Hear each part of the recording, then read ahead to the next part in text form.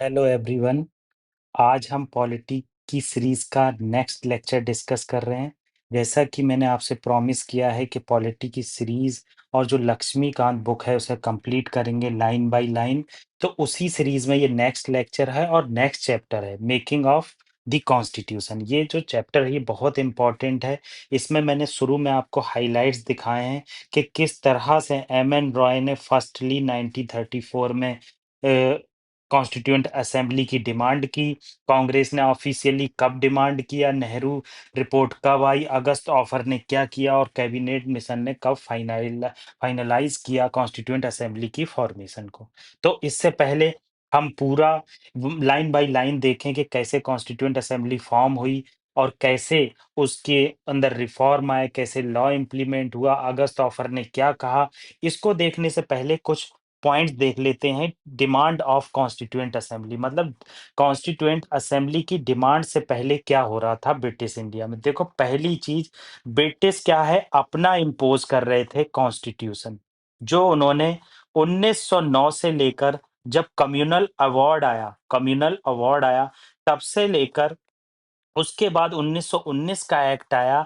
फिर then government of India act 1935 आया, जब वहां पर राउंड टेबल कॉन्फ्रेंसेस हुई थी, जिसमें सेकेंड राउंड टेबल कॉन्फ्रेंस में कांग्रेस ने पार्टिसिपेट किया था। तो इसमें क्या था, लैक ऑफ रिप्रेजेंटेशन था। इंडियंस को रिप्रेजेंटेशन नहीं मिल रहा था, उनकी सॉवरेनिटी का उल्लंघन था। और यहाँ तक कि ये तक कहा गया कि आप ऑस्ट्रेलिया बेस्ड और कॉलोनी बेस्ड जो है यहाँ पर गवर्नमेंट इंट्रोड्यूस कीजिए, मगर ब्रिटिश क्राउन ने और ब्रिटिश पार्लियामेंट ने यहाँ गवर्नमेंट इंट्रोड्यूस नहीं की। तो उन्हें नेहरू रिपोर्ट, जो मोतीलाल नेहरू जी के द्वारा लाई गई थी 1928 में, उसके थ्रू जो रिवॉल्यूशनरी थे सुभाष चंद्र बोस और जवाहरलाल नेहरू जी, उन्होंने कहा कि आप इस रिपोर्ट को डेडलाइन दीजिए। तो 31 दिसंबर 31 दिसंबर 1929 डेडलाइन दी गई कि आप डोमिनियन स्टेटस एक्सेप्ट कर लीजिए। अगर डोमिनियन स्टेटस आप एक्सेप्ट नहीं करते हो तो हम कंप्लीट इंडिपेंडेंस की मांग करेंगे। तो इसके बाद कंप्लीट इंडिपेंडेंस, पूर्ण स्वराज की मांग इमर्ज हुई। ठीक है, तो मैंने यहाँ पर पहला पॉइंट बताया। दूसरा पॉइंट क्या है कि लैक ऑफ रिप्रेजेंटेशन। आप देखेंगे कि 1909 से पहले इंडियंस का रिप्रेजेंटेशन बहुत कम था।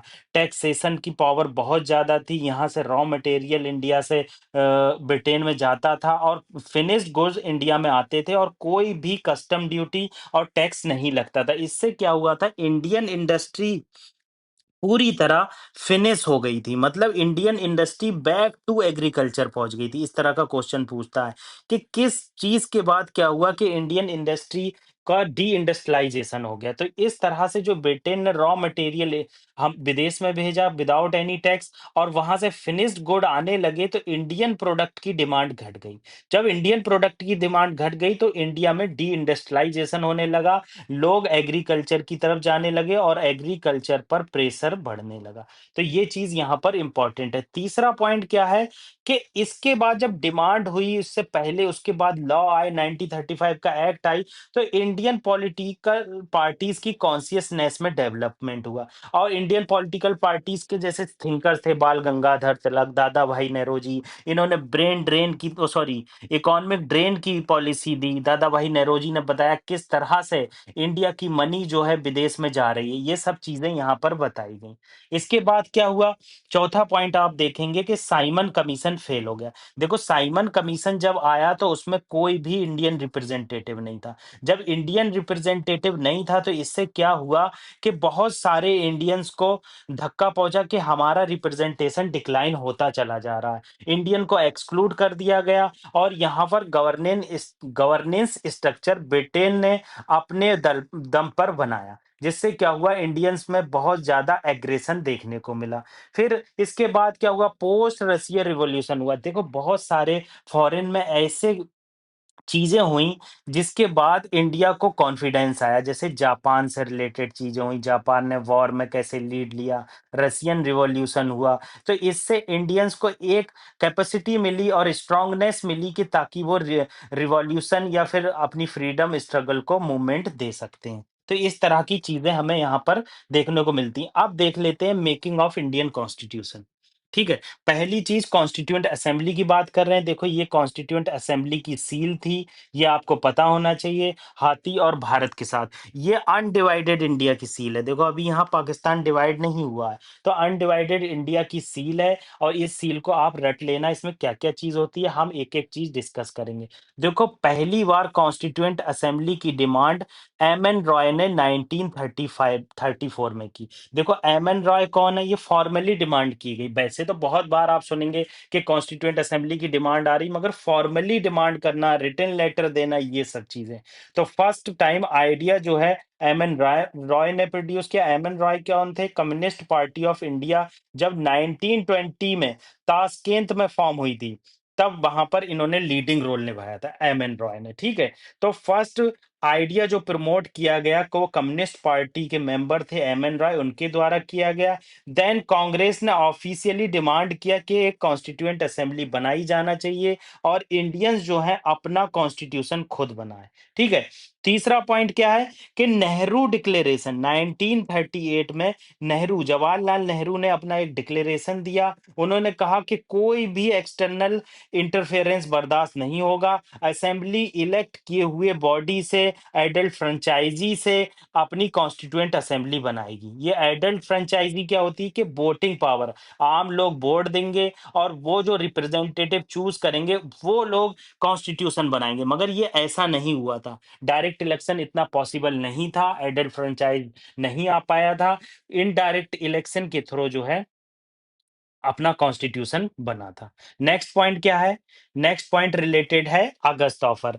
देखो फर्स्ट टाइम क्या हुआ, ब्रिटिश गवर्नमेंट ने अगस्त ऑफर के अंदर एक्नॉलेज किया था कि हम आपके लिए एक कॉन्स्टिट्यूएंट असेंबली का फॉर्मेशन करेंगे।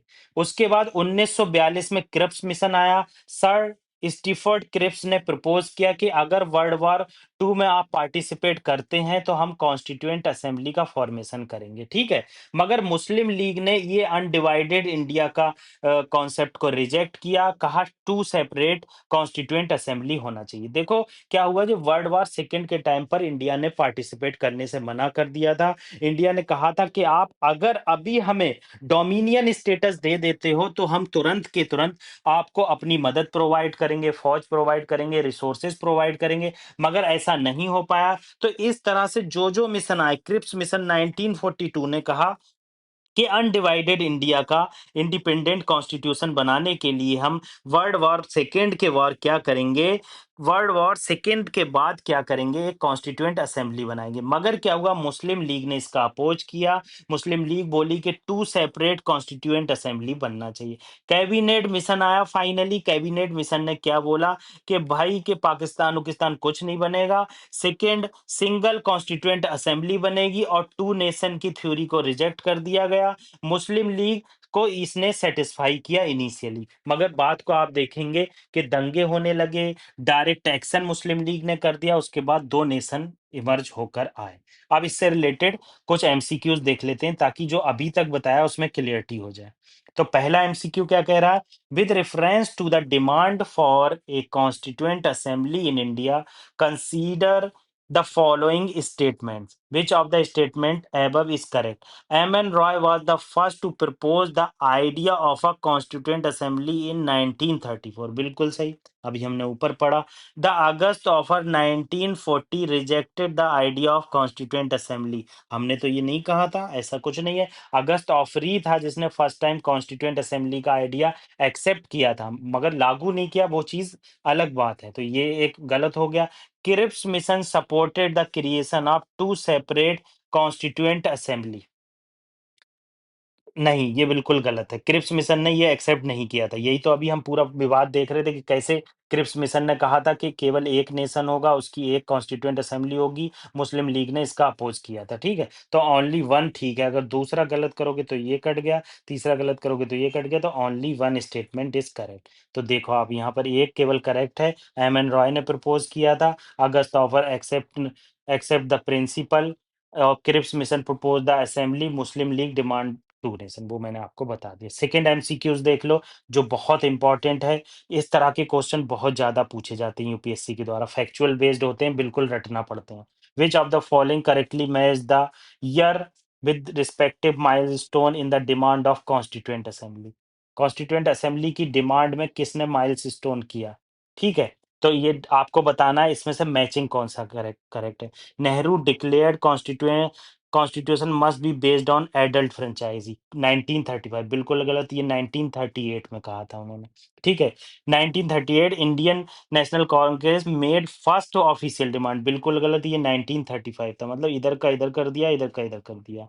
1940 August offer accepted the idea of constituent assembly in principle बिल्कुल सही, हमने अभी ऊपर पढ़ा। 1946 Cripps mission rejected the idea of two assembly. 1946 में क्रिप्स मिशन नहीं आया था, 1942 में आया। अब आपका दिमाग एकदम हिल गया होगा, सर ने ये क्या कर रहे हैं, सर कहाँ से कहाँ ले गए। आपको तकलीफ होगी, तभी कहता हूँ revision is the key of success, जितनी ज्यादा रिवीजन उतनी करीब सक्सेस। आप ये देख लो, नेहरू डिक्लेरेशन 1938 में आया था, ना कि 1935 में। आईएनसी ने ऑफिशियली डिमांड 1935 में किया था, ना कि 1938 में। क्रिप्स मिशन केम हुआ था 1942 में, ना कि 1946 में, और सी तो करेक्ट है, ये क्या है सी? सी देखा, अगस्त ऑफर ने एक्सेप्ट किया था कॉन्स्टिट्यूएंट असेंबली को। ठीक है, तो इस तरह से छोटा पढ़ो, कम पढ़ो, अच्छा पढ़ो। Thank you very much.